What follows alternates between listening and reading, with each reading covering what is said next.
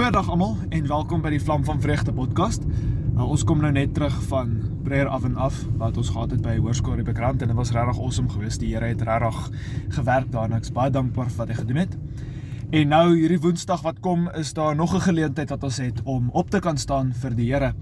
En dit gaan by die Unie gebou wees in Pretoria. Julle het seker al gesien van Royus of van die Church Defenders, al die mense wie praat vanuit en die mense wie hierdie hele event gaan host.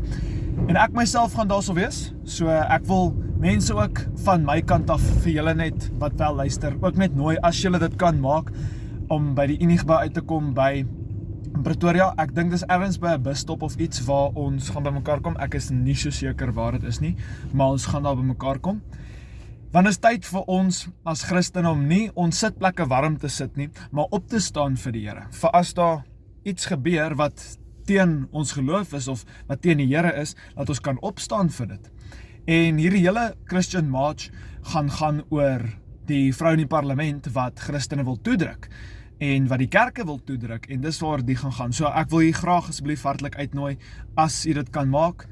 Gaan na Pretoria toe die Unie gebou in Pretoria en dan sien ek julle daar en mag die Here vir julle seën, en mag die Here vir julle beskerm en onthou om altyd aan die brand vir die Here Jesus Christus te wees, want wat help het Jesus, jy sê jy kan van hom met jou aksies wys dit nie, né?